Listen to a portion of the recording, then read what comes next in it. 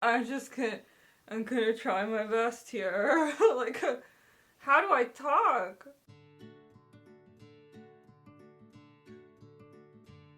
Hello, everybody. I'm sorry, I'm trying. Why did they design this beard this way? Like, what are these? Like, is this supposed to be part of the jaw? Cause like, that's down here, buddy.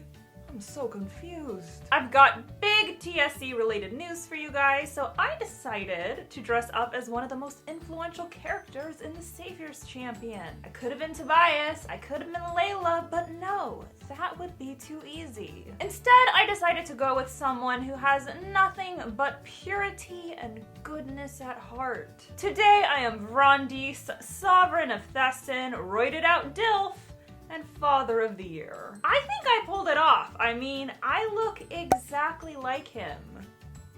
Obviously. On to the good stuff. I've got several huge announcements for you guys. Today is the 6-month anniversary of the release of the Savior's Champion, and we are celebrating in a big way. The first announcement, the TSC audiobook is officially in production with an amazing narrator. Nick Denton has signed on to narrate Tobias's journey. I've got his information listed below if you want to check him out. He actually has his own YouTube channel. He's an incredible narrator with a very swoony accent that is a perfect fit for Tobias. Second announcement, the paperback version of the Savior's Champion is officially available for purchase. If you guys want a physical copy, but hardbacks aren't quite your thing, get a paperback. It's linked below. Buy it now! Ugh. Last announcement, in honor of all this excitement, I am holding a giveaway. If you want the details, stick around until the end of this video. First, you guys wanted to hear about my all-time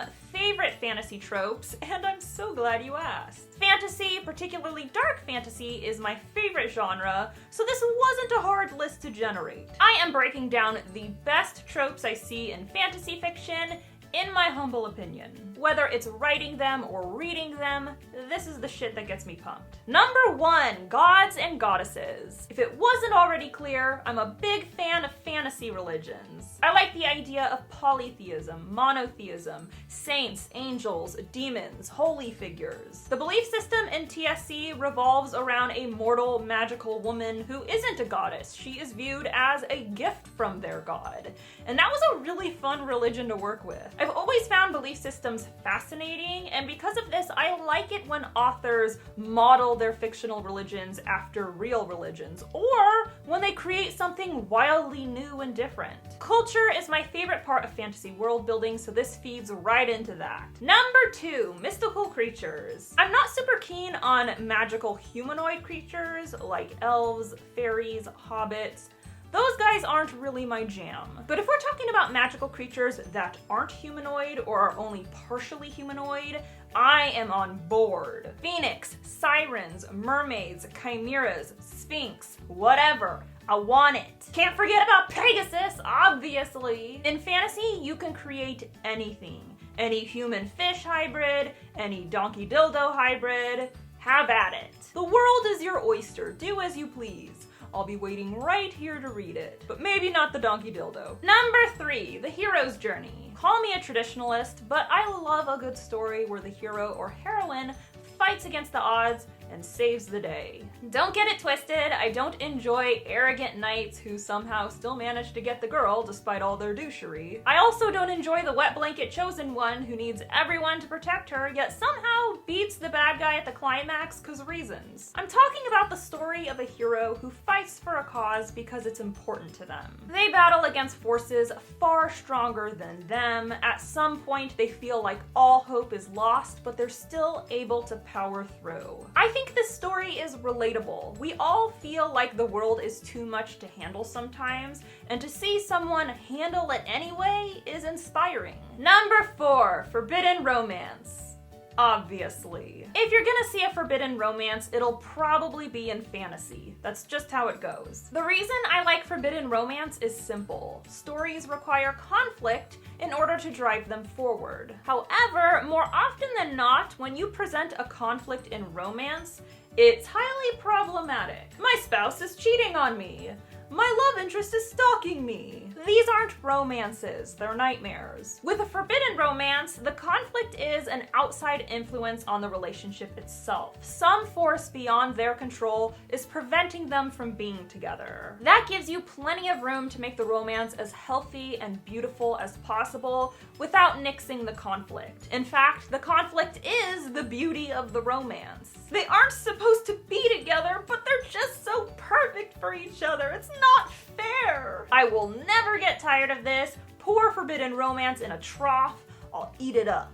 Give it to me. Number 5, the ragtag found family. A bunch of people from different backgrounds get together to overcome a conflict, and over time, they bond. They form trust and relationships. They love one another, and it's cute as fuck. This is especially fun in fantasy because these people could come from entirely different worlds or be entirely different species, like humans and mermaids. Plus, fantasy is one of the most popular genres for adventure-focused content, and found families are so good in adventure stories. Found families and adventure are like chocolate and marshmallow. They just go together. Number 6, beautiful evil people. It once was a trend to make all villains hideous, but this doesn't feel true to life. People who grow up being told they're beautiful often develop egos, and egos turn people into assholes. It only makes sense to write at least some villains with pretty faces, and pretty boobies, and pretty biceps. I'm just saying.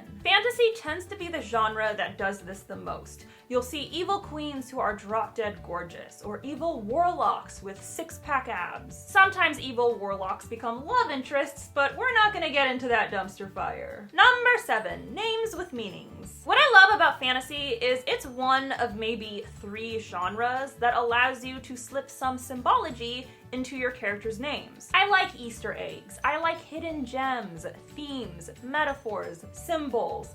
That's what I'm reading the book for. I know a lot of people trash on this trope, but frankly, I don't care. Give me names with meaning, and I'm a happy camper. Number 8, dead parents. This is another trope people trash on, but there's a valid reason for its existence. Parents get in the way of the story. Do you know how much easier it is to write about a child wizard when his parents aren't alive? If his parents were alive, he's gonna have curfews, he's gonna have family dinners, he's gonna get grounded. That shit is tedious and I don't like it. On top of that, dead parents provide immediate hardship and trauma for the main character. You know what builds compassion, relatability, and likability in a character?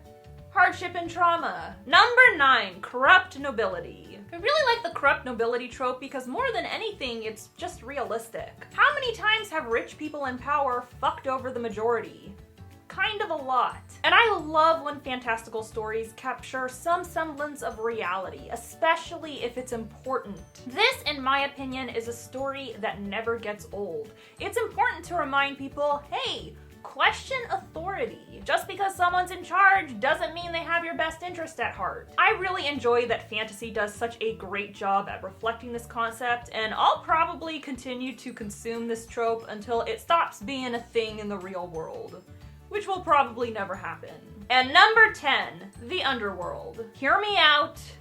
I really like hell. Not in a creepy, worshipy way, I just really enjoy the concept of hell or the underworld. I find it very interesting. Fantasy brings the concept of the underworld to life. It allows you to build off of existing cultural or religious beliefs, or you can create something entirely new. I think what it boils down to is the underworld combines 2 things that I love: darkness and imagination. You can explore death, you can explore violence, you can explore torture and gore to your heart's content. But you can also be creative and put your own spin on it. And I think that's awesome. Please don't judge me. So that's all I got for you today. A huge thank you to Nick Denton for signing on to narrate the audiobook for the Savior's Champion. You guys, this man is amazing. I cannot wait to release the final product. And if you want to pick up a paperback, links are listed below. Do the thing.